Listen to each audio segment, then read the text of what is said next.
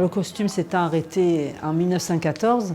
Il a été abandonné après. Il y a eu la guerre, on a abandonné. Et dans les années 80, on a recherché et on a retrouvé les bases, les vraies bases du costume, tout ça. Et donc on a établi certaines règles à ne pas franchir pour que tout le monde puisse s'habiller. C'est pas du folklore, c'est une reconstitution de costumes anciens.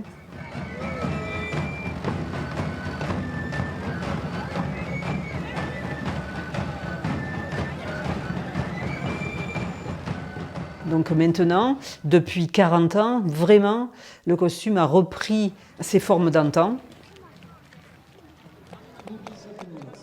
Comme son nom l'indique, une Arlésienne vient d'Arles et plus largement tous les villages qui gravitent autour de la ville d'Arles. On a attribué ce nom au costume d'Arlésienne parce que vraiment l'origine du costume, c'est la ville d'Arles.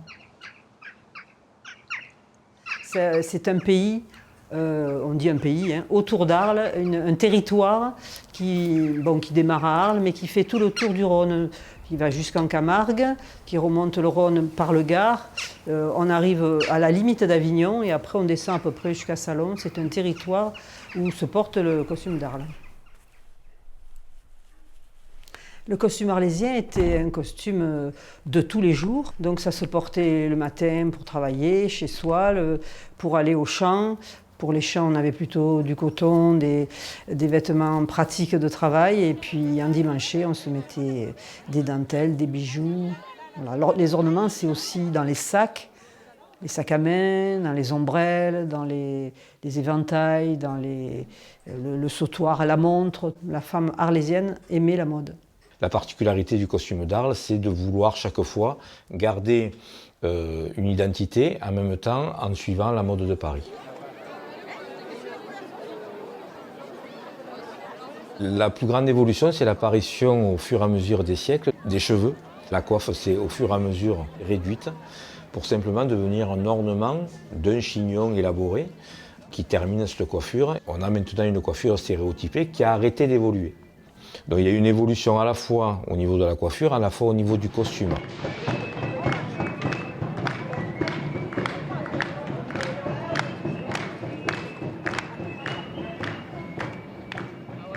La coiffure est partie intégrante du costume d'Arlésienne.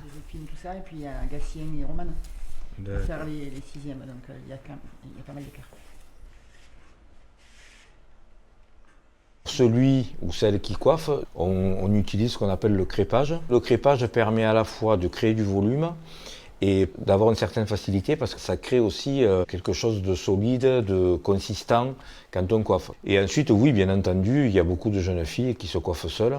L'exemple symbole, c'est-à-dire la reine d'Arles, qui elle se coiffe seule et normalement ces demoiselles d'honneur se coiffent seules aussi. Saint-Jean, ça tombe quand cette année? La veille, c'est le dimanche. La base, on va dire, c'est le peigne. Ça n'a rien à voir avec le peigne à coiffer. Hein. C'est un peigne qui va être positionné sur la tête en rentrant dans les cheveux. Hein, voilà. Et après, une fois qu'il est positionné, il est attaché. Et c'est sur ce peigne-là que les bandeaux vont être fixés, que tout va être fixé.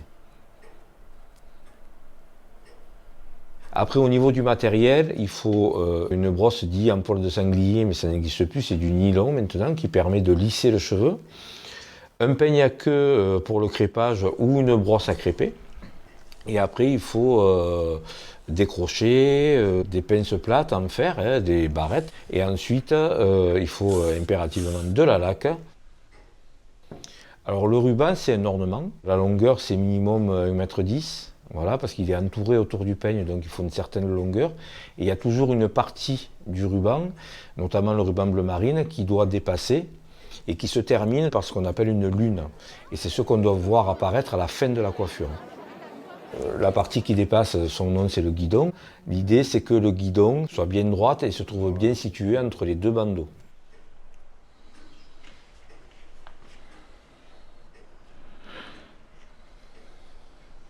On ne peut pas vraiment dire combien de temps elle mettait. Donc en fait, elle devait se coiffer très rapidement parce qu'elles avaient l'habitude et qu'elles faisaient ça tous les jours. Il faut penser que c'était quelque chose de quotidien pour elles.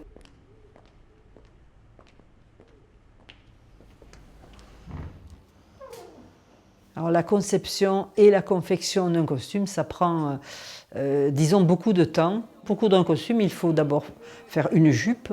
Il coudre un haut qui s'appelle une aise en provençal. Après, il faut habiller ce costume, c'est-à-dire on va y mettre un plastron, on va y mettre une guimpe qui s'appelle aussi tour de chapelle parce qu'en fait, c'est la chapelle où il y a les seins.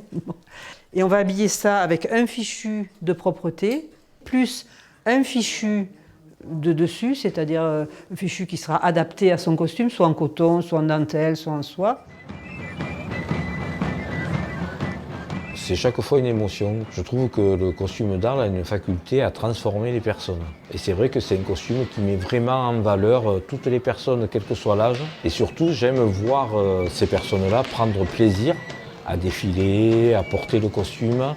C'est souvent qu'on dit, ceux qui ne connaissent pas le costume disent « ouais, j'ai mis le costume ». Non, on ne met pas un costume, on le porte.